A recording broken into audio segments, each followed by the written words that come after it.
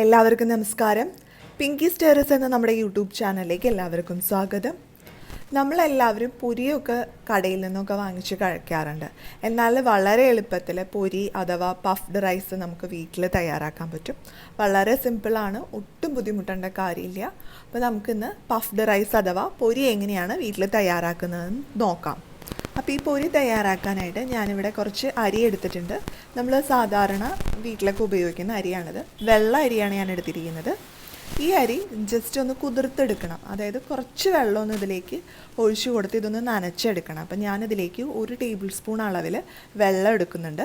ആ വെള്ളം ഞാൻ ഇതിലേക്ക് ഒഴിച്ചു കൊടുക്കുന്നുണ്ട്. എന്നിട്ട് ഇതൊന്ന് നന്നായിട്ട് കുഴച്ചെടുക്കുക. വെള്ളം അരിയുടെ എല്ലാ ഭാഗത്തേക്കും ഒന്നാവുന്ന രീതിയിൽ ഒന്ന് കുഴച്ചെടുക്കാം. ഇപ്പം ഒരുപാട് വെള്ളം ചേർക്കേണ്ട ആവശ്യമില്ല. ജസ്റ്റ് അരിക്കൊരു നനവ് കിട്ടാൻ ആവശ്യമുള്ള വെള്ളം മാത്രം ചേർത്ത് കൊടുത്താൽ മതി. അപ്പോൾ ഞാനൊരു 1/4 കപ്പിനടുത്ത് അരിയാണ് എടുത്തിരിക്കുന്നത്. അപ്പോൾ അതിന് ഞാൻ 1 ടേബിൾ സ്പൂൺ വെള്ളമാണ് ഒഴിച്ചു കൊടുത്തിരിക്കുന്നത്.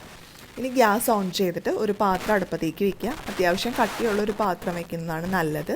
ഇതിലേക്ക് നമ്മൾ നനച്ച് വെച്ചിരിക്കുന്ന അരി ഇട്ട് കൊടുക്കുക. അതിനുശേഷം ഇത് നന്നായിട്ടൊന്ന് വറുത്തെടുക്കുക. ഒത്തിരി അങ്ങോട്ട് വറന്നു പോകണ്ട. ജസ്റ്റ് ഒരു കളറൊക്കെ മാറി ഒരു ബ്രൗൺ കളറാവുന്നത് വരെ ഇതൊന്ന് വറുത്തെടുക്കണം. അപ്പോൾ കണ്ടിന്യൂസ് ആയിട്ട് ഇളക്കി കൊടുക്കണ്ട, എന്നാലും ഇടയ്ക്കിടയ്ക്ക് ഇതൊന്ന് ഇളക്കി കൊടുത്ത് വറുത്തെടുക്കണം. അപ്പോൾ തീ എപ്പോഴും ഒരു മീഡിയം ഫ്ലെയിമിൽ വെക്കണം. ഹൈ ഫ്ലെയിമിൽ വെച്ചാൽ ഇത് ചിലപ്പോൾ പെട്ടെന്ന് തന്നെ വറുത്ത് വരും. അതായത് നമ്മൾ സാധാരണ അരിയുണ്ടേക്ക് ഉണ്ടാക്കുമ്പോൾ അരി വറുക്കല്ലേ, അതുപോലെ ആയിപ്പോവും. അപ്പോൾ അങ്ങനെ ആവരുത്. അതിന് പകരമായിട്ട് നമുക്ക് കുറച്ചൊന്ന് മൊരിഞ്ഞ് കിട്ടുന്ന ആ ഒരു പരുവം. അപ്പോൾ ജസ്റ്റ് ഒരു ബ്രൗൺ കളറായി കിട്ടിയാൽ മതി. ഇപ്പോൾ നിങ്ങൾക്ക് നോക്കുമ്പോൾ കാണാൻ പറ്റും അരിയുടെ കളറൊക്കെ ഒന്ന് മാറി വരുന്നുണ്ട്. അപ്പോൾ ഈ കളറാണ് നമുക്ക് ആവശ്യം. ജസ്റ്റ് ഒന്ന് കളറ് മാറി ആ ഒരു ബ്രൗണിഷ് ഷെയ്ഡിലേക്ക് വരണം. അപ്പോൾ ഞാൻ അരിയൊക്കെ നന്നായി വറുത്തെടുത്തിട്ടുണ്ട്. ഇനി ഇത് ഈ പാത്രത്തിൽ നിന്ന് മാറ്റണം. അതിനുശേഷം നമുക്ക് അടുത്ത സ്റ്റെപ്പ് ചെയ്യാം. അപ്പോൾ ഈ സെയിം പാത്രം തന്നെയാണ് ഞാൻ യൂസ് ചെയ്യുന്നത്. അതിലേക്ക് ഞാൻ കുറച്ച് ഉപ്പിട്ട് കൊടുക്കുന്നുണ്ട്. സാധാരണ നമ്മൾ കറികൾക്കൊക്കെ ഉപയോഗിക്കുന്ന പൊടിയുപ്പാണ് ഇവിടെ എടുത്തിരിക്കുന്നത്.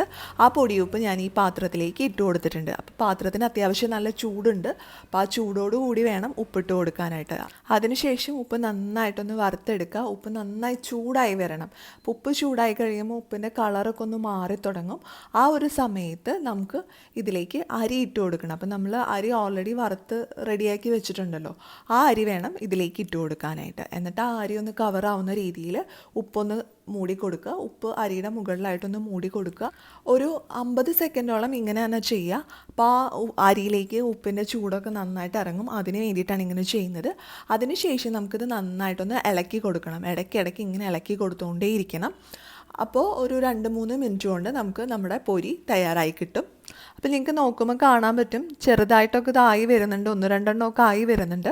അപ്പോൾ ഭയങ്കര സ്ലോവിലാണ് ആയി വരുന്നത്. കാരണം നമ്മൾ തീ മീഡിയം ഫ്ലെയിമിലാണ് വെച്ചിരിക്കുന്നത്. ഹൈ ഫ്ലെയിമിൽ ആദ്യം ഞാൻ വെച്ചപ്പോൾ അത് ചെറുതായിട്ടൊന്ന് കരിഞ്ഞു പോയി. അപ്പോൾ അതുകൊണ്ട് തീ എപ്പോഴും മീഡിയം ഫ്ലെയിമിൽ തന്നെ വെച്ച് വേണം ചെയ്യാനായിട്ട്.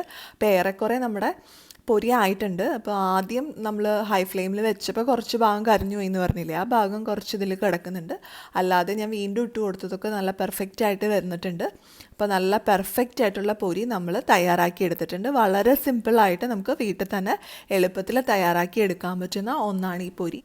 പിന്നെ ഇത് നമ്മൾ പാത്രത്തിൽ നിന്ന് ചീനച്ചട്ടിയിൽ നിന്ന് എടുക്കുമ്പോൾ അരച്ചെടുക്കാനായിട്ട് പ്രത്യേകം ശ്രദ്ധിക്കണം. അതിലുള്ള ഉപ്പൊക്കെ നന്നായി കളഞ്ഞ് അരച്ചെടുത്തിട്ട് വേണം ഇത് ഉപയോഗിക്കാനായിട്ട്. അപ്പോൾ ചെറിയൊരു ഉപ്പിൻ്റെ സ്വാദ് ഉണ്ടാവും, എന്നാലും നല്ല ടേസ്റ്റി ആയിട്ടുള്ള പൊരിയാണ്.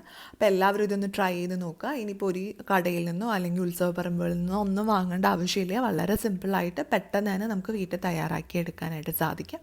അപ്പോൾ എല്ലാവർക്കും ഇന്നത്തെ ഈ വീഡിയോ യൂസ്ഫുൾ ആയിട്ടുണ്ടാവുമെന്ന് പ്രതീക്ഷിക്കുന്നു. വീഡിയോ ഇഷ്ടപ്പെട്ടാൽ ലൈക്ക് ചെയ്യാനും ഷെയർ ചെയ്യാനും മറക്കരുത്. അതുപോലെ നിങ്ങളുടെ അഭിപ്രായങ്ങളും നിർദ്ദേശങ്ങളും ഒക്കെ താഴെ കമൻറ്റ് ബോക്സിൽ പറയാനും മറക്കരുത്. ഈ അടുത്ത ദിവസം നമുക്ക് പുതിയൊരു വീഡിയോ ആയിട്ട് വീണ്ടും കാണാം.